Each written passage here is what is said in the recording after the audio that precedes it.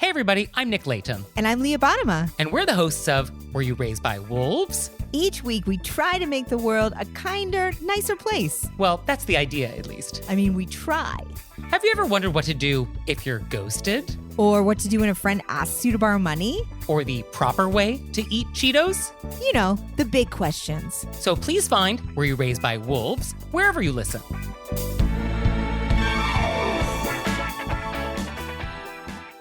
This episode is brought to you by Just Egg. It's a butter egg made from plants. Bring more customers in your doors with Just Egg. Start with a free sample at ju.st/HRN. With our growing season just around the corner, we're sowing seeds of knowledge and empathy on this week's episode of Meat and Three through 4 unique stories. I'm always shocked at how aggressive people are with their language. They'll have something like Japanese knotweed and they'll say, these are terrible, they're foreigners, they're invasive, and, but they're also, they're really healthy if you eat them. We're surrounded by seeds that have already adapted to live with us, and they're actually already kind of living in the future because cities are hotter and they're more polluted and they're more fragmented, and these are the plants that can deal with that. Tune in to Meat and Three, available wherever you get your podcasts.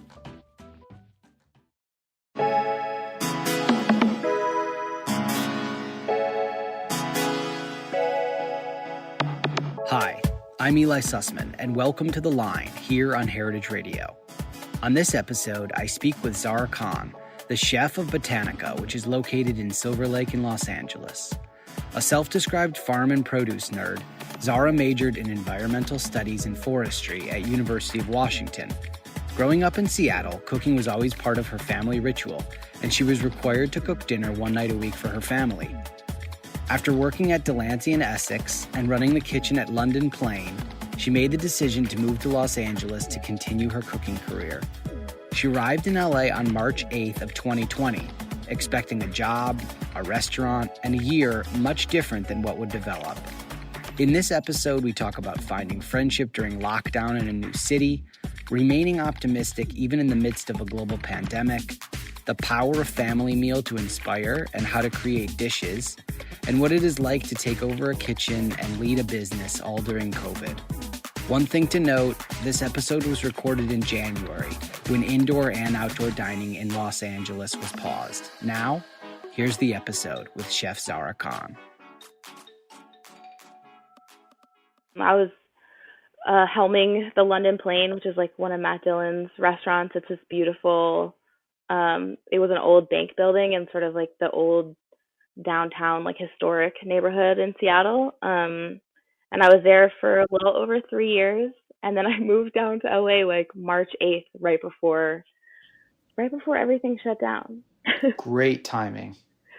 And amazing timing. I flew down expecting to be down here for 10 days to like find an apartment and then fly home and drive all my stuff down. And then the lockdown hit and my parents were like, just stay put. Like, we'll send you your stuff really like over time. So they, for the first 2 weeks, I like borrowed a bike from a friend. And then I think like a month and a half in, they ended up shipping my car down with like as much stuff as they could pack in it. And then, it was like a slow release of my belongings back to me, which made me like really, I never thought I'd be like so grateful to have like my own bike and my car. Yeah, it's such a weird feeling. You came to LA. I mean, you were obviously moving there for a job, but it was a temporary trip in order to get situated. And then have you not left since, or have you gone back to Seattle since? No, I still haven't gone back. I still have I think I probably have like 80% of my stuff by now. But I haven't gone back because I just don't know. I don't think it's like worth it to risk it. I know people that have been flying, but I don't know. The idea of like going home and possibly like infecting my parents or like getting it and then giving it to my crew is like pretty unappealing, especially now it's like gross weather in Seattle and I like grew up there and I was very ready to leave, so I'm not really in a hurry to go back, especially during this time of year. What is it like to move to a new city and then the only experience that you have in that city is 2020 COVID? I don't like, so I came down a couple of times last year while I was like staging and figuring out where I wanted to work down here. But yeah, so like my radius is pretty small, obviously, like as it should be, I guess, with COVID. And so sometimes I kind of forget how giant LA is. Like there's so many aspects of living here that I just haven't experienced, which it kind of like makes me excited for when all this is over because I'm like, I have so much more to discover. But I also feel like I have somehow made this amazing group of female friendships here that's like super crazy tight knit. And I feel like that wouldn't have happened if the pandemic wasn't going on. So I feel super, super lucky to have found that. And yeah, I mean, I don't know. I'm not a huge like party animal, so like in all honesty, I don't think my life really would be that different in terms of like my day to day, but like my radius I think would just be like bigger and I would have like eaten at more restaurants and gone to more bars, obviously.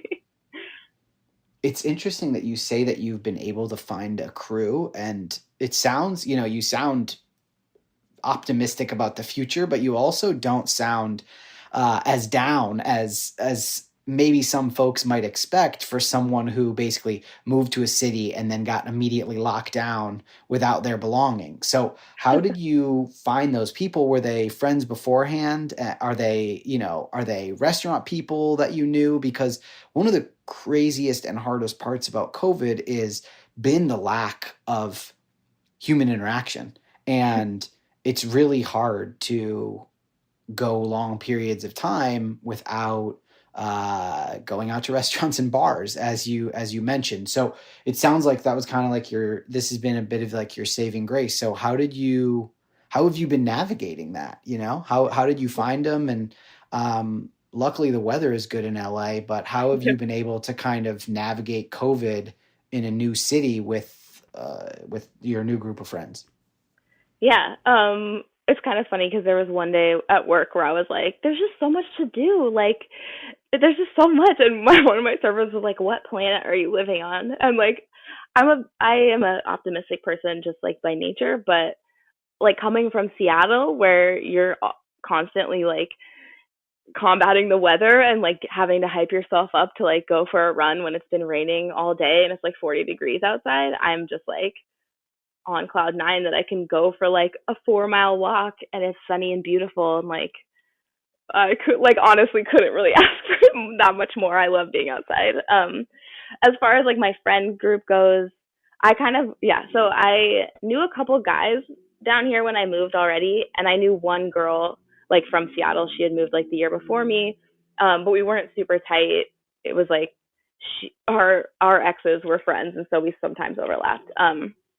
But so I moved into my apartment, and one of the girls who lived next door to me turned out to be another cook, also from Seattle, who was like also a Scorpio. And I was like, this is insane. So she and I sometimes would like sit on our balconies and like drink wine together, like socially distant. And then my friend Haley, who was the one that I like knew beforehand, she started dating this girl who skateboarded. And so she started to learn to skateboard, and I moved down here with a skateboard that my friend had built me. And so I was like skating up and down my block basically every day. And then my friend who lived next door was like, I have a skateboard. Like I've always wanted to like learn. And so we all just sort of started skating together, and it became this like, I don't know, we just became like this little pod. And like, honestly, like the thing that I was missing the most was like a nightlife, because like, what are you going to do at night when everything is shut down? Like parts of LA are like, not super duper safe at night, like whatever. So like skating became this way for us to like hang out at night. And like, also it was nice because like the skate parks were mostly empty, and like none of us were like confident or good enough to be like, yeah, let's go hit the skate park when there's like a bunch of boys skating. So yeah, it became this way for us to like be outside and like be active and have adventures and like still be safe. How has being in LA changed you as a cook? Well, I was at first like super nervous to like have to deal because in Seattle all the farmers like come to you, and you like email with them, and I know them all because I've been in the industry for a long time. So I was just like nervous to be like working with all new farmers who I had like no established relationship with. But I've worked on farms and I'm just like such a geek about produce that like basically from go, like when I started going to the farmers market, you like, I don't know, I feel like everyone in California is just so nice. And I love going to the farmers market. It's like my favorite part of the week. I like go early in the morning and then be done by like 8:30 and like go jump in the ocean and then come back to the restaurant and like unload everything. But there's just so much good shit down here. Like I'm just like my mind is constantly blown. Like the variety of dates, like I never knew about like half of the like species of dates that we get. And like I'm just like discovering new herbs and like new citrus, and I'm just like, how are we so close to Seattle but there's so many new and different things down here. I'm also like, in Seattle there's like a whole season where you're like, this is just like storage crop season, and like I'm so sick of beets and Brussels sprouts and like root vegetables. And down here I'm like, I'm sorry, what is the challenge? Like you can get tomatoes year round if you want to. Like obviously they're still not as good as they are like peak summer, but there's not like this complete dearth of things in the winter. So I'm just like, I wish that obviously our restaurant was like busier so I could really like, I have like plans for when things start ramping up again so that I can like start spending more money on produce and like things that right now don't make sense for our budget. But I feel like a kid in a candy store kind of.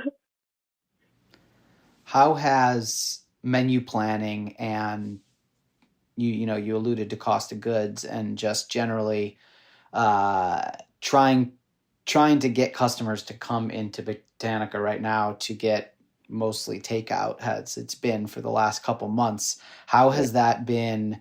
Has it been a challenge? Has it been kind of an interesting exercise for you to create a menu that is constrained, maybe not by the accessibility to produce, but you're constrained by certain other factors? Yeah, it's hard. I mean, like everybody else, like we've had to pivot a couple of times to try and like, adapt with the times and also be like exciting. It's like this weird thing of, I mean, being a chef in general, like you have to have this like creativity, but also great like management skills, which I think in general not a lot of people understand or have. But it's extra hard when then it's like, and it's a global pandemic, and so everyone's mind is in a million places all the time. But like be creative and like make something sexy when like really realistically it's not necessarily about how sexy the food that you're making is. It's just like the takeout life. People, certain restaurants are geared better towards it. Like people don't, we're not fine dining, but it's not as approachable as like Thai food or pizza. So it's like a little bit sad when you have to like plate everything on compostable containers. And like we had this whole like concept over the summer that was like kebab party, which is like fun, and I'm like, you have to find a way to like get excited about the challenges that you're facing, because yeah, in reality, like when we were just open as a market and I'm like basically making deli salads for the market, like no, none of us got into this profession so that we could be making like to go like deli food. But if you're not excited about it and you can't stand behind like what you're doing,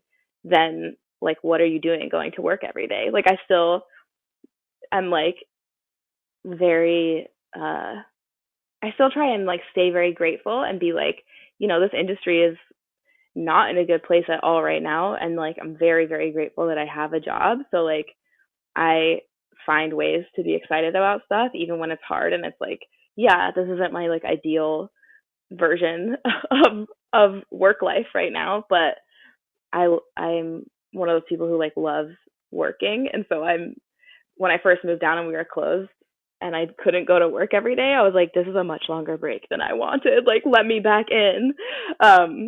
So yeah, you just have to sort of roll with it and like be a little bit easy on yourself and everyone, and realize that like nothing is running according to how you would normally function, but you're trying to do the best that you can, and like I'm like such a big believer in like I spend too much time at work for like the vibe to be weird or bad, and so just trying to keep the vibe good for everyone. How has that been working out with sliding into a kitchen and becoming the leader of the kitchen, and then going through what is for basically every business in America, like the most traumatic, difficult time? I mean, you're talking a lot about, gratitude and vibe and creating an environment where you're excited to come to work every day. Have you been able to, has that translated to the staff? Like, do you feel like you're accomplishing that as the leader of the kitchen? Yeah, I mean, I won't go into it because this is like a whole long story, but when I came in, there was like plans to open another restaurant, and there was like a chef there who was gonna like go to the other restaurant. And it doesn't make sense to be opening another restaurant right now. And there were like a lot of problems with the existing chef in terms of like her leadership and her like culinary style. So I ended up like, they let her go and I ended up taking the helm. And it was this transition that like desperately needed to happen without like going into it too much. And so weirdly, I came in and it was like really difficult and weird. And then once I was able to like fully take over, it was sort of like this breath of fresh air that like needed to be breathed into that place. So that happened. And then there's been a little bit of like staffing reconfiguration. There's like 2 original staff members in the kitchen and then 2 people that I brought in. So I've been able to sort of like create the culture a little better. And it's been good. I mean, I think like when you're hiring and when you come into a place, you sort of teach people what to expect and like what is acceptable in terms of like, obviously like timeliness, but also like attitude and approach. And like, in my experience, you set the tone by how you lead. And so I don't know. Yeah, I think it's been good. I don't want to say that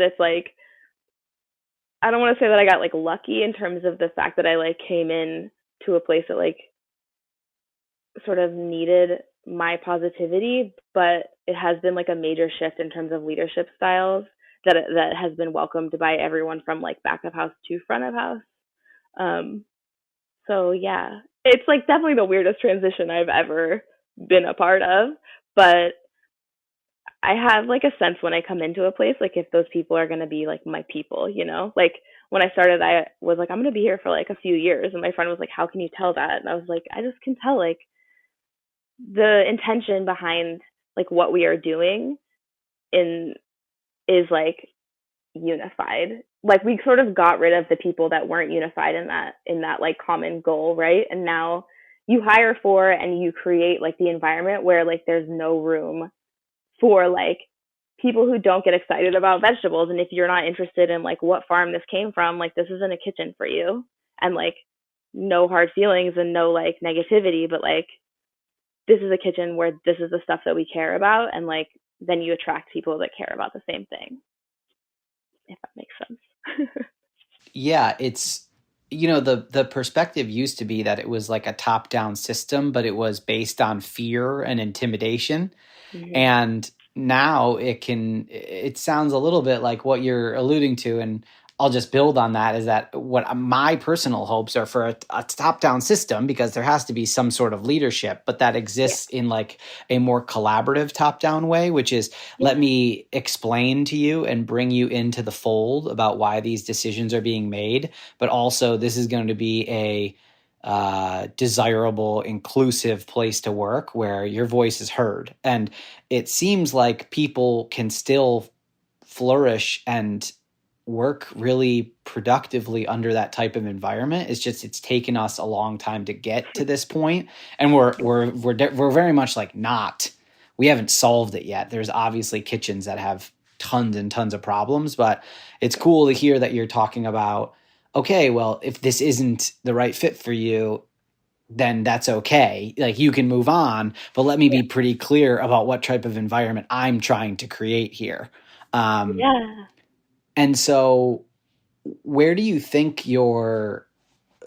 how did you create your philosophy in the kitchen? Is it inspired by any of your mentors that you've worked for at other places? Do you want to speak to maybe just how you've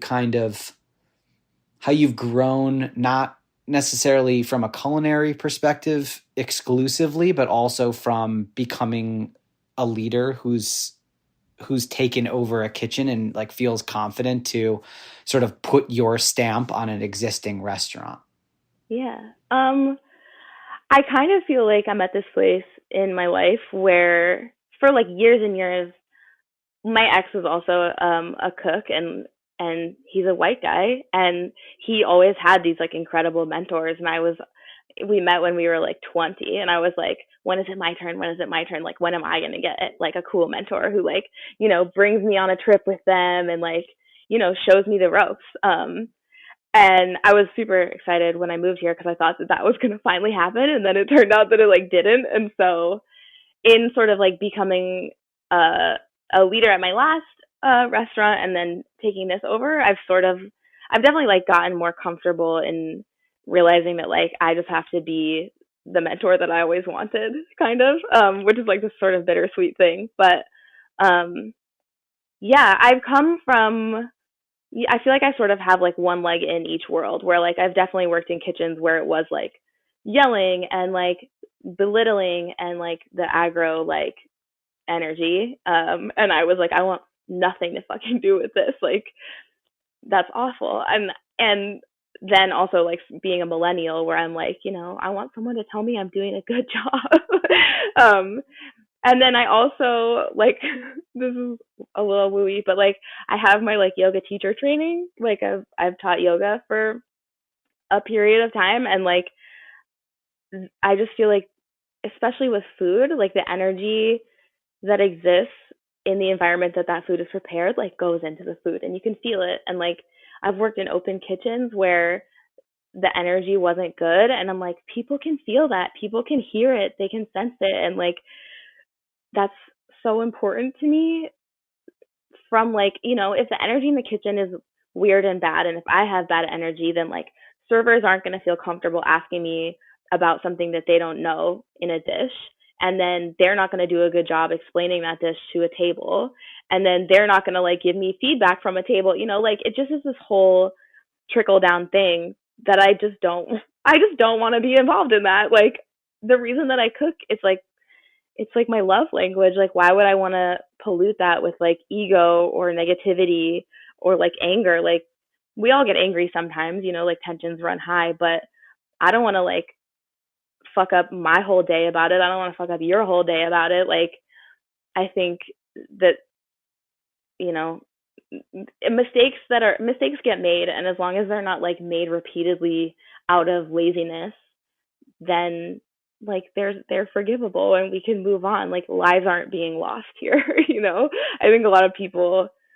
take it so seriously, and like there's so much ego involved that sort of clouds what you're actually trying to do, which is hospitality. We're going to take a quick break, and we'll be right back after these brief messages.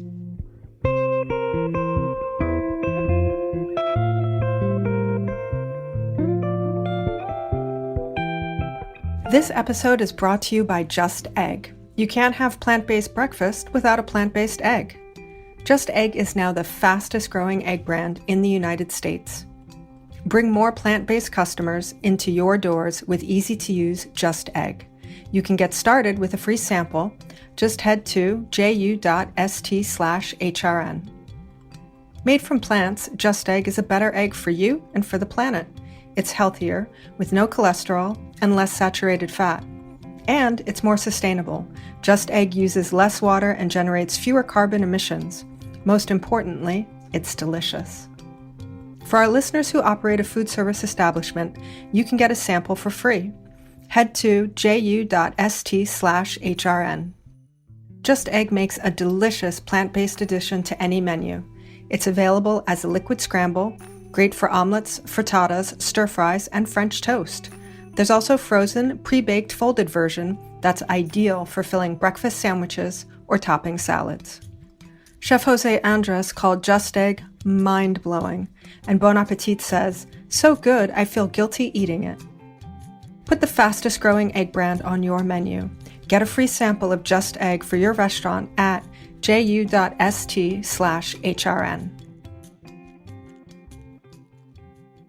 I'm Eli Sussman, and welcome back to The Line here on Heritage Radio Network.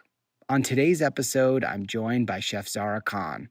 After starting her career in Seattle, she moved to LA on March 8th of 2020 and took over the kitchen of Botanica in Silver Lake, right as COVID was taking hold of the entire U.S.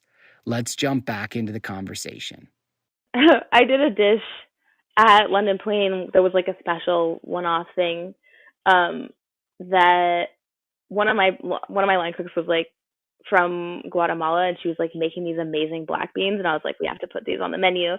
And so then I did this riff on when you grow beans, you grow them with corn and squash because they're called the three sisters because they have this like symbiotic relationship. Like the corn like grows obviously tall, and the beans grow up the corn stalk and like fix nitrogen in the soil, and then the squash like spreads along the ground and like knocks out the other competitors and like provides shade and stuff. So they're just like this like little triumvirate of like happy sisterhood, which I love. And so we like did a dish on the menu that was like the three sisters, and it was like corn, beans, and squash, and I like love that. And then like I love like sort of getting to know sort of like the history behind stuff. Like I just discovered wakate like a couple of months ago, and so like talked to the farmer and was like, what's the deal with this herb? Like where did it, like what is the history of it? Like what are its like indigenous uses? Like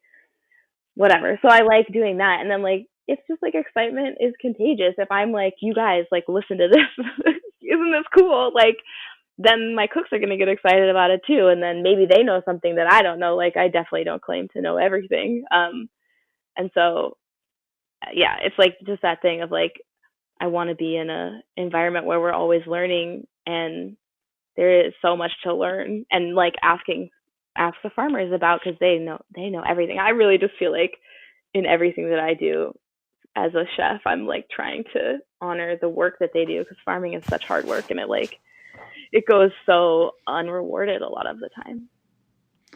Okay, share a little knowledge with me. So what is wakate?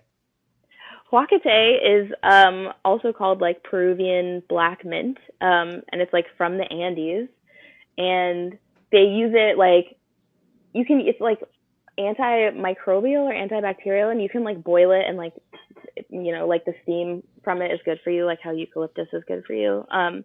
But also like it's just this amazing sort of like more floral cilantro taste, and you can like put it on fresh, or you can dry it, and like we dry it and put it in our za'atar a lot of the time, and I like that, our little like cultural nod of like our za'atar is like got a little something special in it a lot of the time.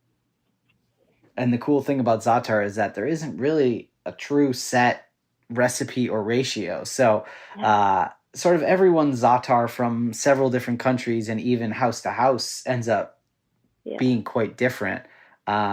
Is that something that you grew up with? Like, was there always za'atar in your house that was made, or was that like a store-bought item that you always had? No, not even. My parents were like very much learning to cook when I was a kid, and like once we became sort of like early teens, my sister and I would each have like a dinner night. So we each have to like make dinner for the family one night a week. I came to za'atar like pretty late. It was at London Plain, I think, that we started making it, and we would like dehydrate carrot top, like whatever like leftover like radish tops or like carrot tops, we would dehydrate it and blend it up and put it in there. And so yeah, I love that like was that I got from an old chef that I used to work with, and we started to do that, and now it's like the prettiest color. We've done nettles also, which is like really fun to put in there.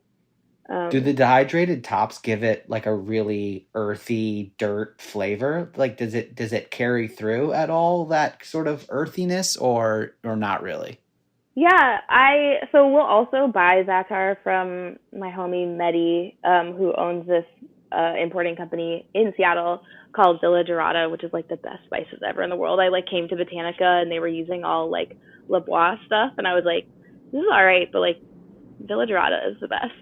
So we'll buy his too because we like repack spices and sell them in our little market. And it would just be like an insane amount of, like, we couldn't keep up if we were just doing all house made za'atar. So like usually we'll buy his and I'll like blend some of our stuff in with it. And his za'atar is like much more, it's like much more like lemony kind of than ours. And ours is a little, it is a little more vegetal because of the like carrot tops and stuff. But I like love it. I put it on everything. When you were growing up in Seattle, were you eating? Were you like a fast food family? Were you I know you and your sister had to cook dinner, but like, were you kind of microwaving stuff, or were you actually fully cooking a meal for your family?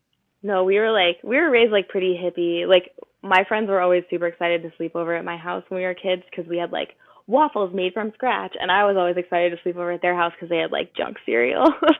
So no, we were like very not. There's like so much stuff that like my friends eat, and I'm like, I don't have that like nostalgia button for that, so like I'm not gonna eat that.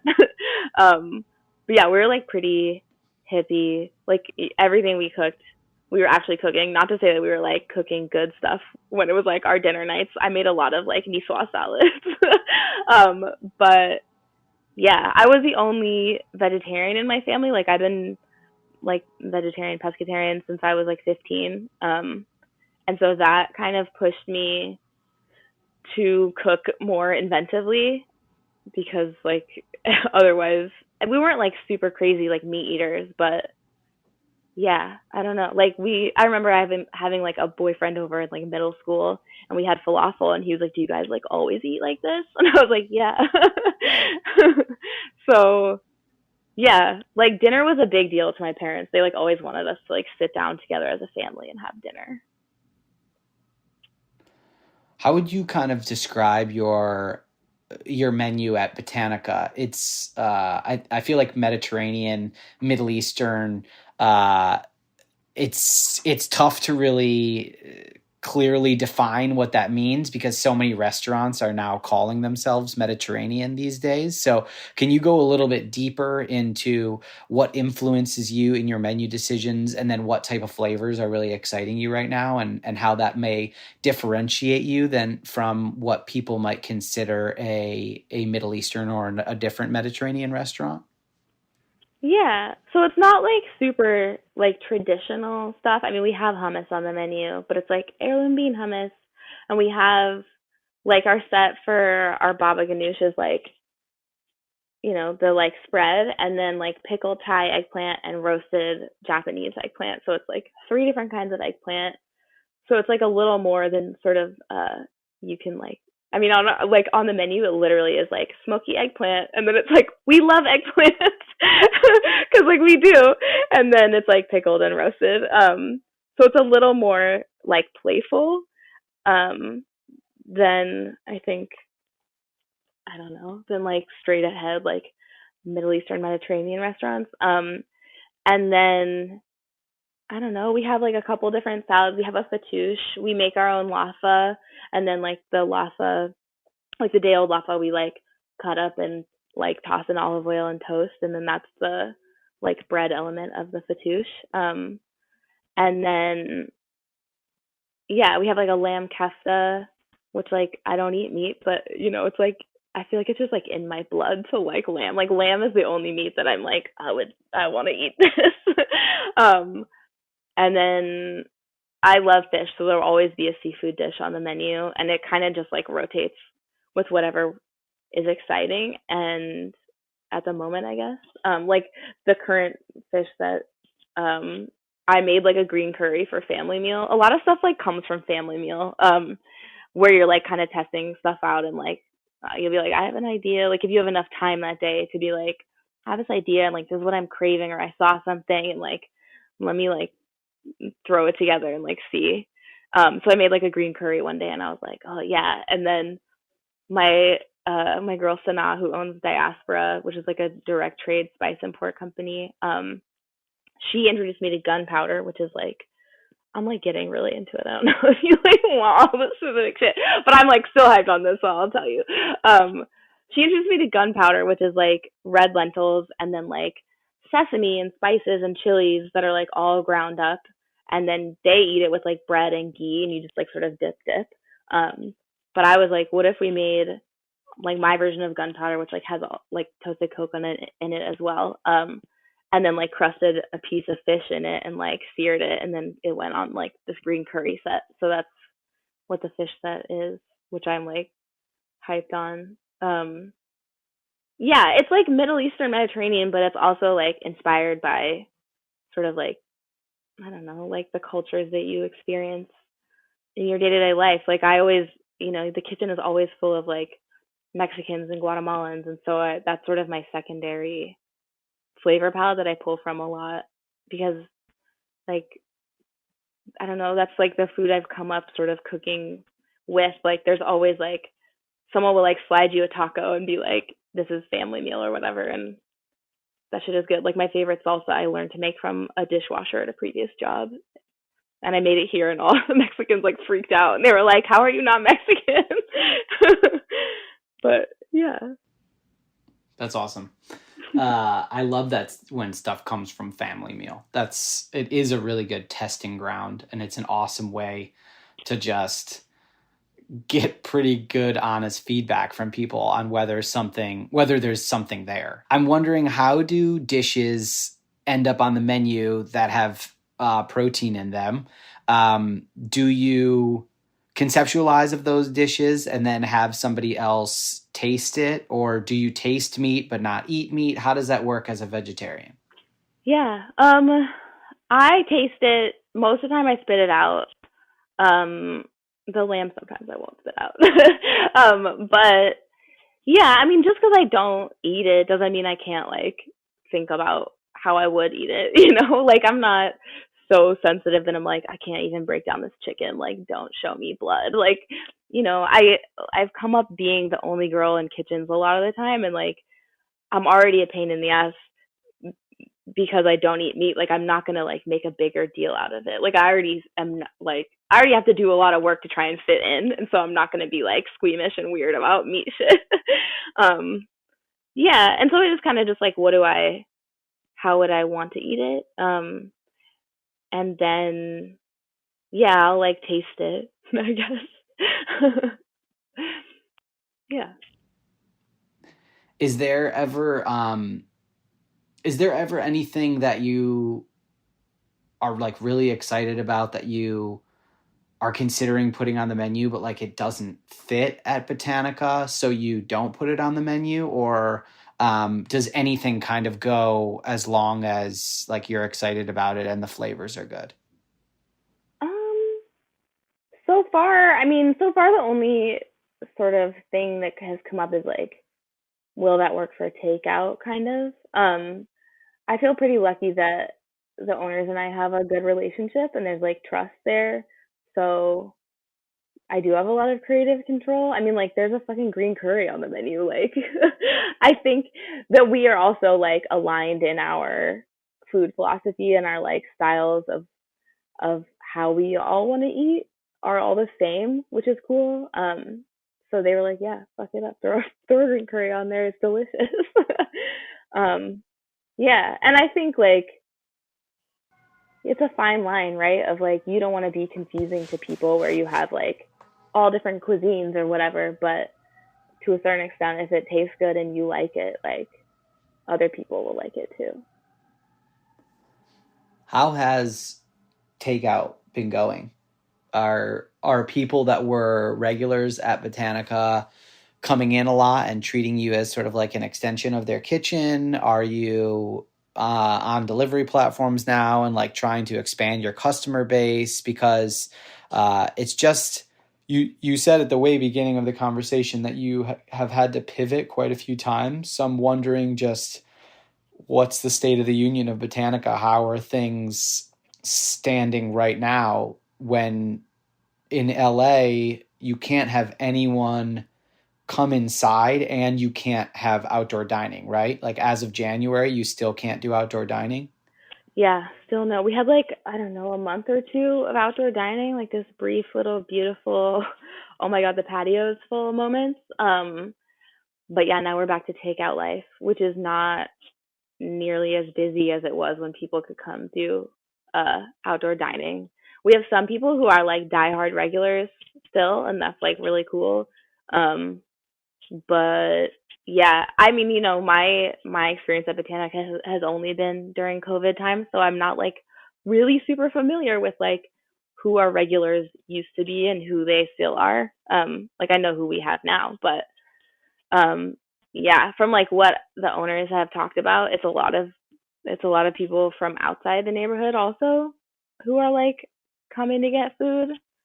Um, yeah, it's like this mildly heartbreaking thing of like you have to sort of like be ready for anything, but it's takeout, so it's not like you can see like how many covers you have on the books for the night. You're just kind of like blindly like, hopefully it's busy because it's like Friday, and like you'll get it's a lot more like unpredictable.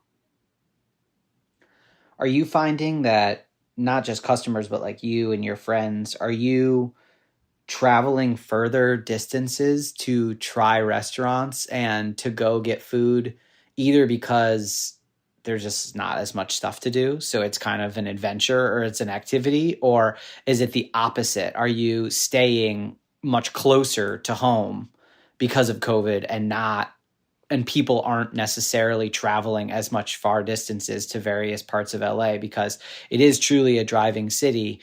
And you could have a friend who works at a restaurant in Venice and you're in Silver Lake and you guys might not see each other for like 6 months. So which is it? Are you kind of isolated or are you going all around and checking places out? Oh man, I mean like I would say like until like maybe 2 months ago, I was super like not getting takeout from anywhere. Like I think I had gotten takeout like one time this whole time. Out of fear or? No, just like out of like, I don't know, cost and laziness. Like I was just like, my like sous chef one day, like semi recently, was like, you can't just keep going to the grocery store. Like you have to go try restaurants. Like it's part of our job. And I was like, damn, you're young, but you're right. And so she kind of like kicked me a little bit because I was like, whatever, I'll just like survive on like the hummus from work and like go back to work in 2 days and whatever. And she was like, no, like we have to do this. Like that's how you get inspired by shit. And I was like, you're right. So now I've been like going and getting takeout more. And it's like that weird thing, right? Of like rich people not understanding that like restaurants and artists need support, but like those of us sort of on the ground are like, yeah, like I got you, like I'm gonna get takeout. So now I'm like more on that tip, and I don't know, like I'm good friends with the executive sous chef at Rustic Canyon, and we're lucky enough to go there when outdoor dining was happening in October for my birthday. And so, but like he hasn't come and gotten food from my restaurant yet because we're just like on other sides of the world, it feels like sometimes. But yeah, a lot of the times we'll just be like, fuck it, like what else are we doing? Yeah, I'll drive to Glendale for this like herb wrap, or like go to Melrose for pizza or whatever. Now it's like, okay, fuck, this isn't gonna open up anytime soon. Like we might as well get in there and show support. What was something that you came into this job that, beyond what you just articulated, that surprised you, that maybe wasn't something that you thought you would have to address even or fix or tackle, and it became a part of the job? Anything catch you off guard? So much. I was caught so off guard. I mean, the recipe thing was huge to me because like, I just feel like unless you're like really, I just feel like you catch so much shit with having a recipe. Like at London Plain, I would have recipes in English and in Spanish because we had team members who didn't speak any English, and I was like, okay, well, I can do this. Like, let me translate it and then give you this roadmap. But besides the recipe thing, I'm like, what else? There's just like, there was just like, I mean, honestly, it's the recipe thing. There was like a lot of admin work that wasn't getting done properly or at all, which is something that I think nobody teaches you or tells you when you're like young or when you first become a chef, that like there's so much there's so much computer time involved, which is not my favorite part at all. Like I used to perch on the edge of the counter at London Plain with my laptop because I was like, I do not want to be in the office. Like, I don't want to be out of the kitchen. I would rather do like so many manual labor tasks than computer tasks. But yeah, anything else? You get all the way to the top, and then you realize that you don't get to do any of the things that you got to do along the way. And now you have to do all the bullshit to make sure that it works and runs smoothly. Yeah, you know how that goes. Totally. Yeah, Yeah. the joke is like you work all the years to become a chef, and then the minute you become a chef, you never touch a knife again. It's like, it's not that extreme, obviously, but like in some places, you know, you get to be like the executive chef of a spot and you don't interact with food for 95% of the day because you're busy in a meeting all day long about sales figures or whatever it might be, you know? That's go ahead, sorry. That's not what it is for most people, but it seems like you're obviously still in the thick of it. You said a little bit ago that, you know, you knew when you walked in the kitchen that you were going to be there for, you know, I think you said a couple years, or you definitely felt like you fit in at this spot. Do you have plans and dreams 5 years, 10 years from now? Is that the way that you think and operate, or are you figure it out as things come to you type of person? A little bit of both. Like, I definitely want to open my own thing one day, even though, like, you know, the longer you're in the industry, the more you see how high the odds are stacked against you. But yeah, I definitely have vision of what I want to create, and like, you know, the space and the tone and the like ambiance and all that. But I also am a huge believer in like just going towards what feels good, and that sort of ends up being where you're supposed to be. So yeah, I definitely want to have something where I like have my own like ownership over it. But I'm not like pushing super hard to get there yet. I think that like opportunities will present themselves as I continue to like work hard and, you know, do all the things. I'm like trying to make more like videos on my Instagram because I'm like, okay, part of this is like playing the fucking Instagram game. So you got to do that a little bit, but that's also like a fine line between, you know, just enough and too much. So yeah. What are you looking forward to in 2021, and what are you nervous about, and what are you not looking forward to in 2021? Oh man. In like related to my job or just the world? It's your life. You can answer it however you want. Oh my God. Okay. I mean, I really miss going to see live music and going to eat at restaurants. So I'm really excited for that to be a thing again. I mean, you know, today is the day after all that insanity at the Capitol. So I'm nervous for like our political systems and like our, you know, I'm nervous from a political leadership standpoint in a major way, like more than anything else. I'm trying to be optimistic, but it's a bit frightening out there right now. So hopefully we can move in a more positive direction. What are your thoughts and feelings on where the future of the industry can go? And I asked that question in two ways, which is just like in general, where do you think it can go? And also because of COVID, where do you think it may be going? We're going to start with the negative so we can end on the positive for this answer. I'm nervous because, so far how it's been set up is not to save small restaurants, which is so sad. And like when you read about all the closures that have happened and all the people that, are out of work and haven't, won't reopen, like that's really sad because like restaurants make part of our culture, a huge part of our culture, like it's community gathering, whatever. So that makes me nervous that we've like lost such a percentage of small restaurants. But I hope that with our new president and like new legislation and people being genuinely like upset at the state of things and hopefully realizing like how much going out to eat was like a big part of their lives, that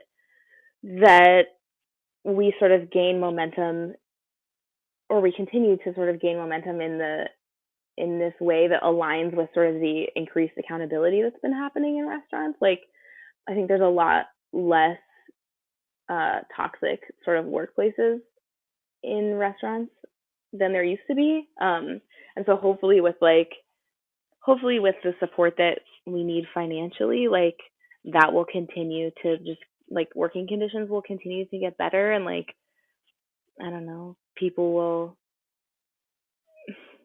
hopefully, it's like from the outside, money goes to restaurants so that they can like pay people better and like treat people better and all of that. But I also know that I'm maybe slightly in the minority where I'm like thinking very like holistically about how a restaurant is run. And I know not everybody thinks like that, but I think that given how hard the work is, like we need to be thinking more like that. Thanks for listening to this episode of The Line. Botanica is in Silver Lake at 1620 Silver Lake Boulevard. Head over to botanicarestaurant.com to find the most up-to-date hours of operation. Now, go see Chef Zarah, and if you're in a different city, make sure that you're supporting your local independent restaurants. I'll be back with more episodes this month focusing on how COVID is impacting the hospitality industry. As always, you can reach me on Instagram at @thesussmans or send me an email to theline@heritageradionetwork.org. The Line is powered by Simplecast. Thanks for listening to Heritage Radio Network, food radio supported by you. For our freshest content, subscribe to our newsletter. Enter your email at the bottom of our website, heritageradionetwork.org. Connect with us on Instagram and Twitter at heritage_radio. You can also find us at facebook.com/Heritage Radio Network. Heritage Radio Network is a nonprofit organization driving conversations to make the world a better, fairer, more delicious place. And we couldn't do it without support from listeners just like you. Want to be a part of the food world's most innovative community? Subscribe to the shows you like, tell your friends, and please join the HRN family by becoming a member. Just click on the beating heart at the top right of our homepage. Thanks for listening.